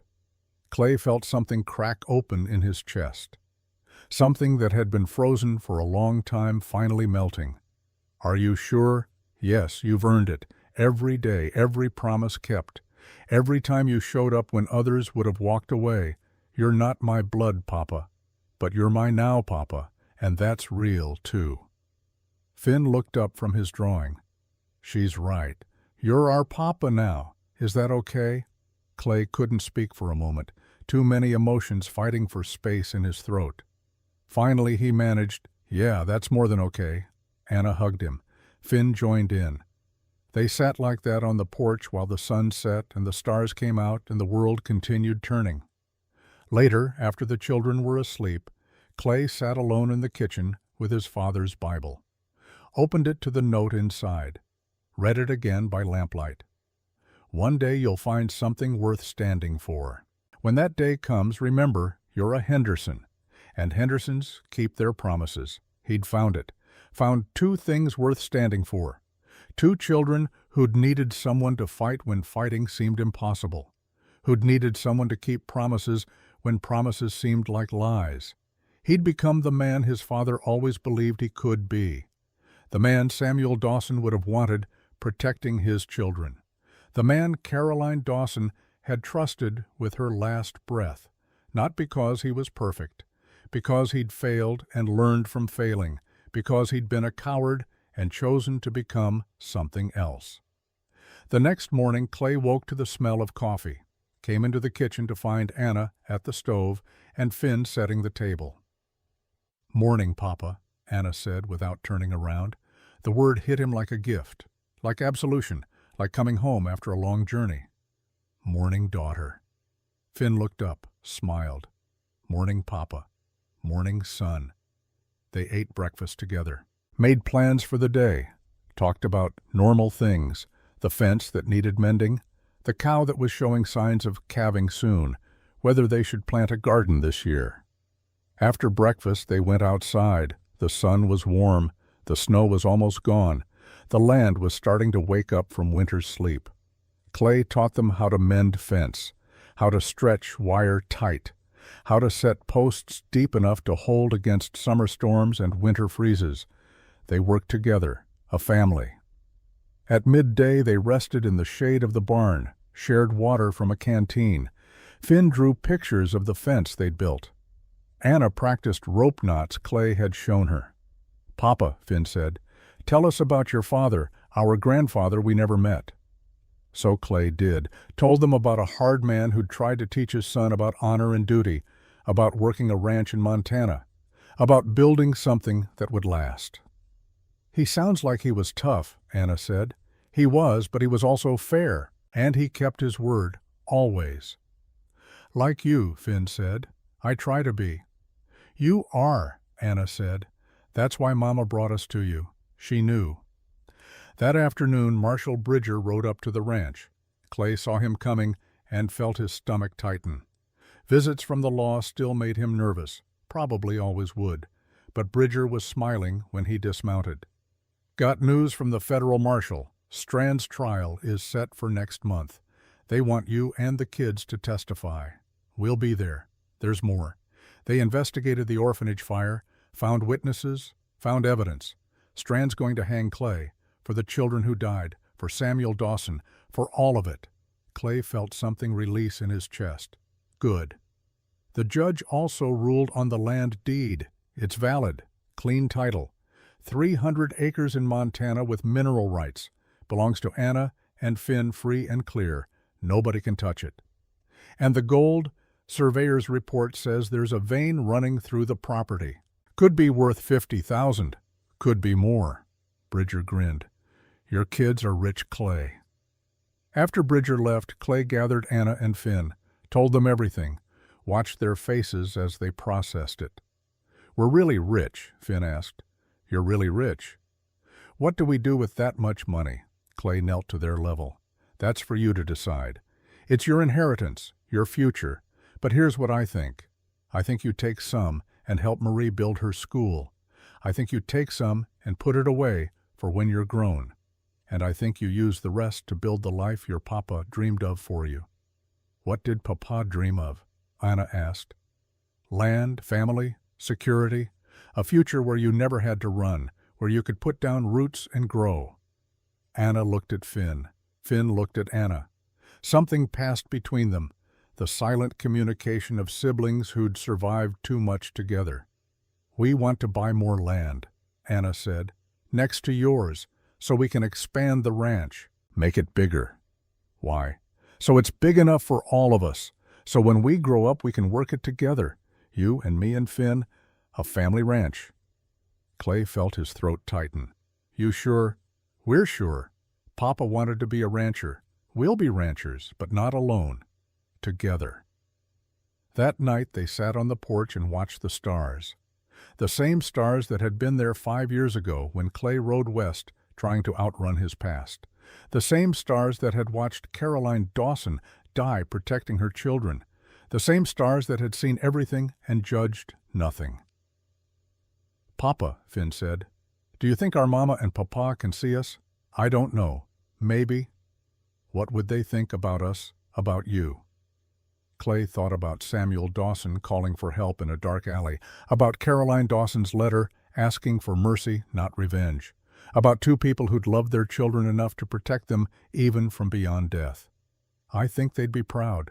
Of you for being brave, of Anna for being strong, of all of us for choosing each other. Anna leaned against him. Tell us a promise, Papa. What kind of promise? The kind you keep even when it costs everything. Clay put his arms around both of them, looked up at the stars, made a promise to two children who'd saved his life by letting him save theirs. I promise I'll be here every day, every morning when you wake up, every night when you go to sleep, every hard moment and every happy one. I promise I'll teach you everything I know about ranching and honor and keeping your word. I promise I'll never walk away, not when things are hard, not when things are easy, not ever. I promise to be your father in every way that matters for the rest of my life. That's a big promise, Finn said. It's the most important promise I'll ever make. Do you think you can keep it? Clay looked at these two children who'd traveled 1,000 miles through winter to find him, who'd trusted him when trust should have been impossible, who'd forgiven him for failing their father, who'd called him Papa and meant it. Yes, he said, I can keep it because you're worth keeping promises for, both of you, always. They sat together on the porch of the Last Hope Ranch while the stars wheeled overhead and the land settled into sleep, and somewhere in the distance, a coyote called to the moon, and three people who'd found each other in a blizzard, who'd fought for each other in a courtroom, who'd chosen to become a family when blood said they were strangers. And in that moment under those stars, Clayton Samuel Henderson knew he'd finally stopped running, knew he'd finally become the man his father had raised him to be, the man Samuel Dawson would have wanted protecting his children, the man Caroline Dawson had trusted with her dying breath. Not a perfect man, not a man without regrets, but a man who kept his promises, a man who stood when others walked away. A father. The wind blew soft across the prairie. Spring was coming. The cattle were healthy, the children were safe, and tomorrow they'd wake up and do it all again. Work the land, build the future, keep the promises that mattered. Clay Henderson had ridden west 5 years ago to escape what he'd done. He'd found redemption in what he chose to do next, and that was enough. More than enough. It was everything. The end.